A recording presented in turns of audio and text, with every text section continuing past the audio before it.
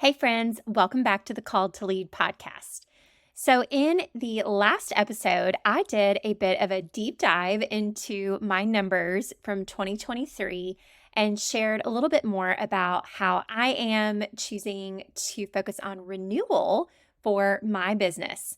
And if you were listening to that episode, or maybe you clicked on this episode because you are feeling like your team is not experiencing growth or renewal, or maybe you feel like you're going backwards, or maybe you don't yet have a team, but you maybe see leaders in your company switching to other companies, or you might be feeling a little bit nervous about the future of where you are right now and what that looks like, and if it's worth it for you to stay the course and dive in and work harder to towards your goals. Well, this episode is going to be for you, friends, because I'm going to be introducing an acronym that was introduced to me by one of my mentors, Brett Blake, who wrote an incredible book literally called Renewal for Field Leaders. And I'm going to couple that with a couple of other resources that I have been reading lately. And I'm going to share with you the 6 steps that you can take in your business and some questions that you can ask yourself about those 6 steps to really kind of get real about where you are in your business so that you can be where you want to be by the time this year wraps up and in the years to come in your business. So buckle up and let's dive into today's episode. Okay, so a little bit of backstory for how I found this book. It's actually pretty cool. I did a podcast interview with a gal named Jody with a great network marketing company, Rodan and Fields. Gosh, it was probably 2 years ago, maybe even longer than that. And as we were chatting after we stopped recording, she told me about this amazing book called Renewal for Field Leaders by Brett Blake. And if you're familiar with Rodan and Fields, you may know that they, of course, exploded right out the gate in their business. They experienced this hyper growth phase. They kind of pioneered the, I guess, hey girl messaging on Facebook. And unfortunately, I think kind of burned a lot of people out with that type of messaging, scared a lot of people off from the network marketing industry in general, and started to kind of level off and then decline in their business. Well, here's the crazy part is Jody, my friend, she actually joined around the time, not in the hypergrowth phase, but she joined around that time and really had a feeling like this was a calling from the Lord for her to step into leadership. So she's a perfect example of someone who felt called to lead, right? And so she kind of had the conundrum of not necessarily building her business and pursuing these big goals and dreams the Lord put on her heart. And I'll link to an episode interview with her so that you can kind of hear her story and her journey with it. But long story short, I think she joined like 8 years after Rodan and Fields started as a company. So that would be like for me and Saint, we are about to celebrate our 7th birthday tomorrow, which is also my 7th Saint anniversary myself. So that will have been, by the time this episode goes up, it will have been a couple of days in the past. But it's kind of crazy to think that what Jody was able to do with her business would be the same with someone joining in my business or joining in Saint a year from now. So a lot of times, wherever you are in your company or in your journey, or maybe you're just considering network marketing in general and you're kind of like wondering the nitty gritty truth and the good, the bad, the ugly, all that good stuff.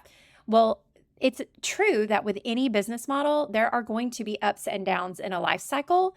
And what I love about this book from Brett Blake is he says it's essentially a fact, not a maybe, but a fact that every business, but specifically every direct sales business or network marketing business, whatever you want to call it, is going to go through the launch phase, obviously getting off the ground, the hyper growth associated with that ground floor opportunity, the growth by promotion phase, which is really when things only feel like they're growing if there's an incentive or a promotion or a sale of some kind. And then there's what's called the shakeout because people get a little bit frustrated. Some leaders leave for, they kind of get shiny object syndrome or they feel like the grass is greener somewhere else. And so they go to start the whole process over again somewhere else because they don't realize that they're going to experience the same journey here that someone else has experienced. But what's really cool is there are a lot of lessons learned from companies who've gotten past this shakeout phase and entered into what is called renewal. So that's after the little hump. They grow in their business, sometimes, double, triple, or even exponentially higher than the sales at the peak. And so, there are tons of companies. I know I've been kind of chatting about this for the last few episodes. So you're probably like, Heather, go ahead and get into the 6 steps.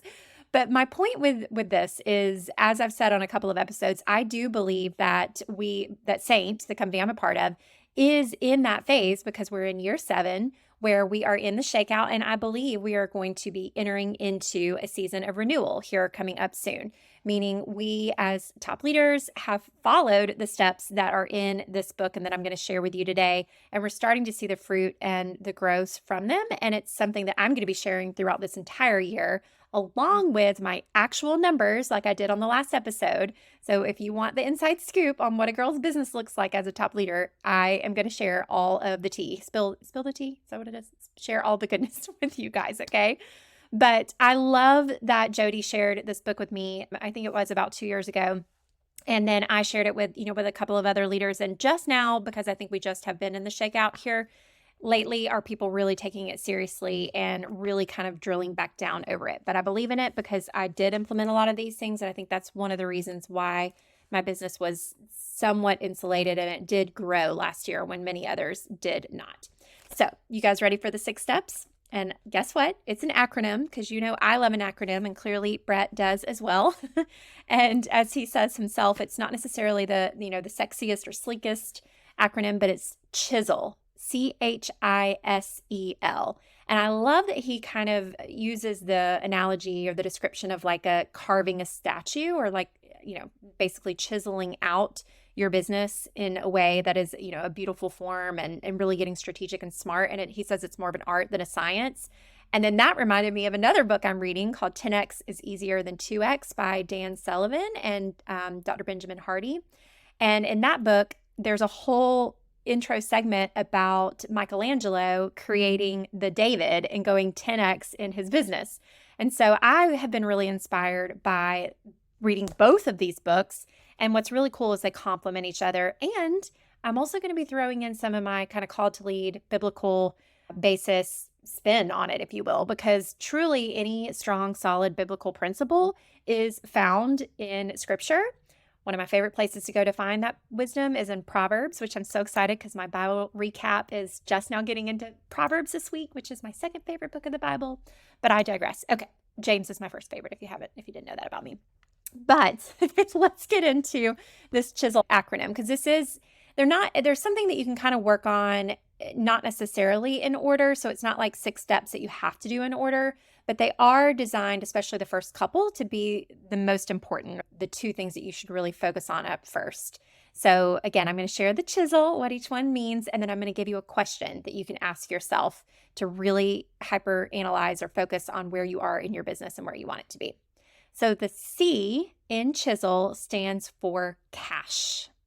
Cash, because if we are in business and if you are a network marketer, I can't imagine anybody doing this as a hobby, though sometimes it really does feel fun. And I'm like, oh yeah, I probably would pay to do this. Or, if you think about it, like we pay tens of thousands of dollars or thousands of dollars for our kids to do like travel sports and all this stuff. And this is an opportunity for you to make thousands of dollars for your family and business. But of course, it takes hard work, investment, and time and travel and all the things. But because it is a business, you need to make sure that you have cash in your pocket, because cash is king. Cash is the reason that you do this. And you want to make sure that you are always providing an income for your family. So my question for you is, how well are you stewarding the cash that you've been given in your business so far? Because in conjunction with reading these 2 books, the sermon from my church this past weekend, which I will share in the show notes, really asks some of these really tough questions that, if you are a believer, the Lord is not just some genie that if you just say, Lord, please make me a millionaire, or please, help my business 10X this year. It's not that he can't. Of course he can. He can equip you to do the work. But if you're not stewarding what's already been given to you, or if you aren't yet acknowledging that he is the source of every dollar that you've made in your business, every teamie that's joined your team, every customer, every connection that you might even be too scared to take to the next level, or that you're not following up with because you're too busy going to try to find more customers or more followers or so on and so forth. So that's my question to you when it comes to the cash in your business, is how well are you currently stewarding what has been given to you? because to whom much is given, much is required. That is biblical. And it's just a fact that you likely aren't going to be given more responsibility, more leadership opportunity, and specifically the income that can come along with that if you're not already being a good steward or a good manager of what you've already been given.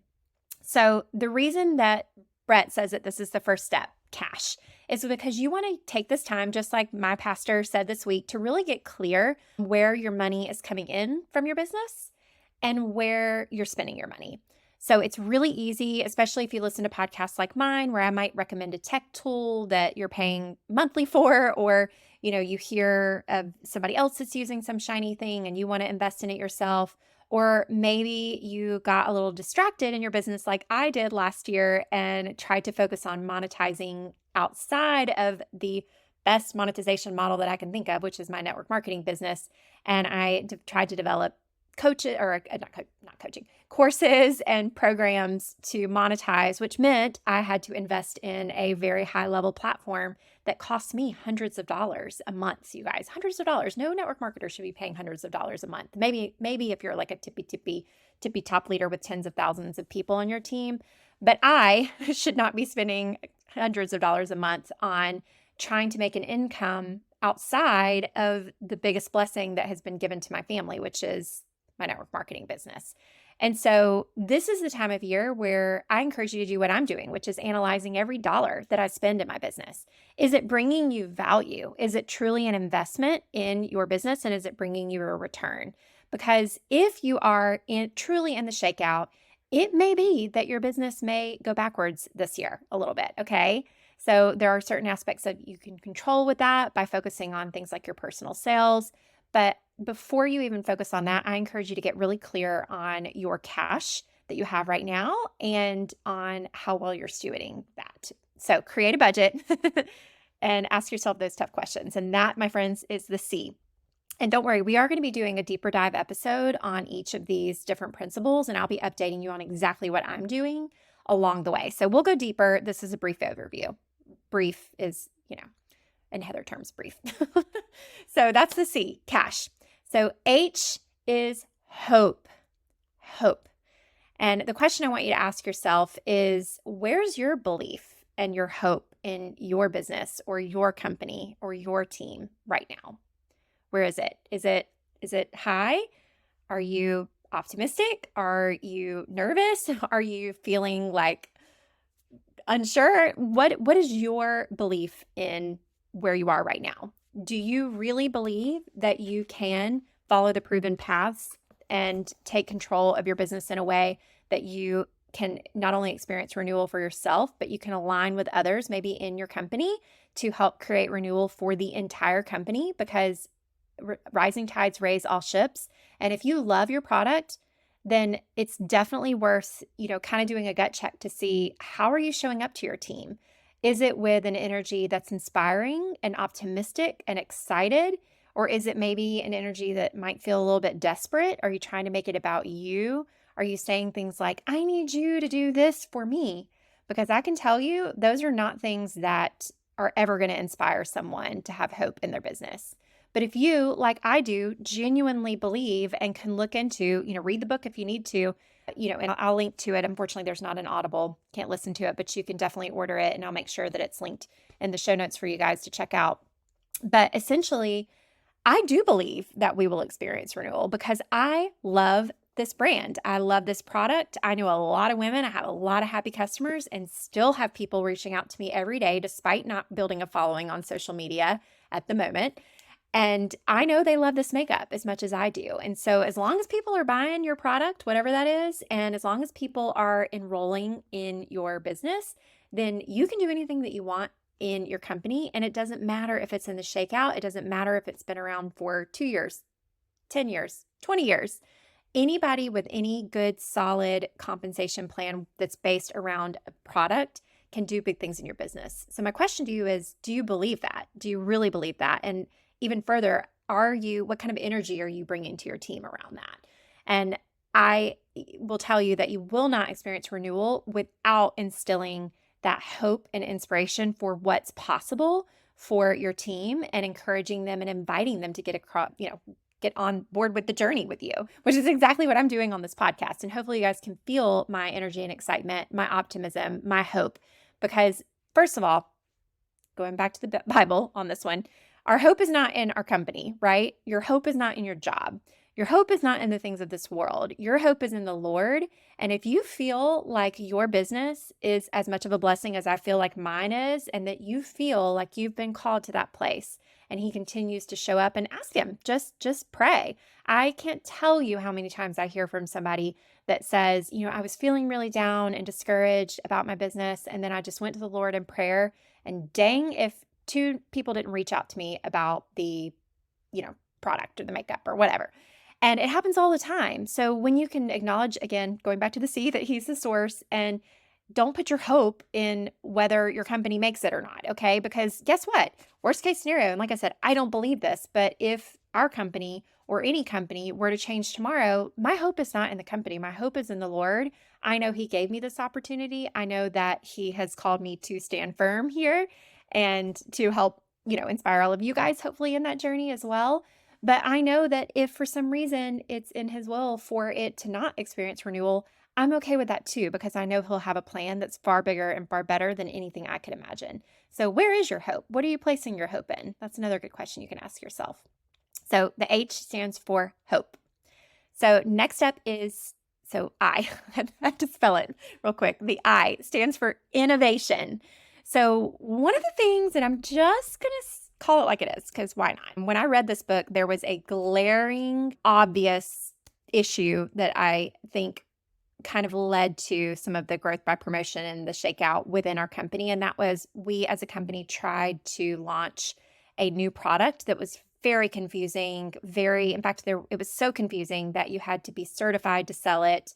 And then even multiple leaders, myself included, failed the first go round, which created definitely the opposite of hope in a lot of people. And we didn't have the systems to support that product, and quite frankly, still don't. And yet a lot of us were kind of distracted by it, as what happens a lot of times when companies try to expand too quickly. And so innovation is one of those things that is a good thing and can really be a good thing for your business or for your company. But a lot of times people are craving a new product when that's not necessarily what they need, or they're waiting for corporate to provide something for them, some sort of innovation. Well, I'm here to tell you, especially with the growth of the tech world out there are so many ways that you can incorporate innovation into your business that has nothing to do with your corporate company or team creating some brand new shiny product for you to sell.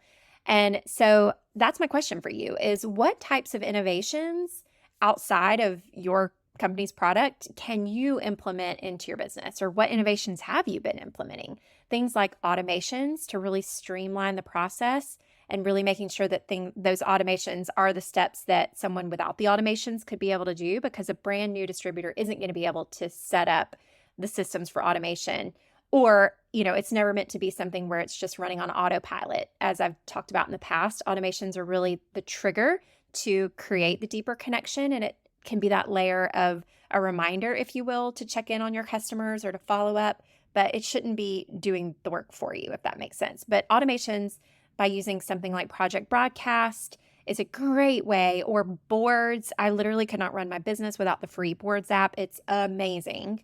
So what are some ways that you can innovate the everyday aspects of your business? AI is another example, and I know that could be controversial. I think it's pretty cool. I've been able to use it for some really neat things. So, look into the innovation that AI can bring to your business. So that's my question to you is, what ways can you bring innovation and excitement that comes along with doing something new or introducing something new to your team? What ways can you incorporate that into your business? Okay, next is the S. And this is my favorite because this word stands for simplicity, which the name of my team is Keep It Simple Sister. Totally stole it from one of my top leaders, Tammy. I've interviewed her on this podcast as well, but she and I linked arms, probably 5 years ago, something like that. And I stole her team name. She let me. And it's Keep It Simple Sister, because I really believe that when you do keep your systems simple, when you keep the communication places, so one clear place with a communication rhythm, things like recognition that your team can come to expect from you, how can you simplify those? And how are you overcomplicating it? Or if you say are a top seller or, a top earner, or maybe you have a really big team, is what you're doing in your business something that you would tell, maybe not a brand new customer or distributor, but maybe someone who's not yet experienced a lot of growth in her business? Or even like, is it something that you would want everyone on your team to do?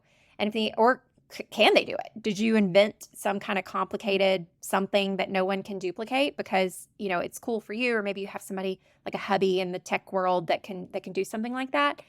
If it works for you, but it doesn't work for your team, it's not simple enough to scale. And so the simplicity that is required to really take your business to the next level is one of the most important facets that you can implement as a leader. And if you aren't yet a leader, now's the time to really streamline those systems so that you can clearly show somebody else how to do what it is that you do in your business. So S stands for simplicity. And I think that goes without saying, keep it simple, sister. So the E is another one of my favorites from this acronym, and that is expansion. And that's because I, hope and pray, one of my big hopes, if you will, is that in the coming years that our company will expand internationally, because there's certainly demand. And I think Brett Blake even says in the book that there aren't very many network marketing companies that get to that $1 billion goal or, revenue without expanding globally. And so, that is certainly a way that you can double or triple your company's revenue. And so, that's awesome if your company is able to expand internationally. But I kind of go back to the other four letters so far, is if your systems aren't simple enough to scale to another country, or again, you haven't been a good steward of everything that you've been given, or you don't have the hope that, number one, that could even happen for your company, or what was the innovation, or if you're not leveraging things that are becoming a global something that people can recognize and use in any language, in any country, then how are you even going to be ready to expand internationally in your business? So ask yourself that. Like, do you feel like you could take your business as the way you run it and use those same systems in another language or in another geographical region? And then outside of the global expansion piece, because obviously that's kind of going back to the things we can't control, right? Like, we can't control whether or not our company decides to expand globally. What we can control are other opportunities for expansion, such as like different areas of the country. So look at maybe some different regions or states or even cities near you that maybe don't have a really big presence of your brand. Like even right here in my little town, now about 30 minutes just outside Savannah, there are a lot of artists in Savannah. There's not very many, kind of in this region here, or just the next state over in Charleston, not a lot of artists there. And my mom lives there. So what are some other geographical areas that you can look into expanding? Or even different cultures, things like the, Hispanic speaking community maybe, or, women of color. I did an entire podcast episode with Dr. Ramona Lawrence on how you can grow your team by becoming more diverse. So how are some ways that even without global expansion, you can expand your team in a way that is reaching new places and new people? And how can you serve them even better? Because just like opening another store, like if you're franchising, say, or if you're trying to scale like a retail shop, opening another location or another business is what can help you grow. Opening up to other markets or demographics is another way that you can focus on expansion within what's in your power. So that's the E. And then finally, the L stands for leadership. So this podcast, it's called Called to Lead. And if you're listening to it, it's because you either are a leader, and that doesn't mean you even necessarily have a team, because I know that sometimes you can put that feeling, if you will, or put it on the reality of who has enrolled with you now, or the success of those who enrolled with you. But a leader is just somebody who can inspire others to take action.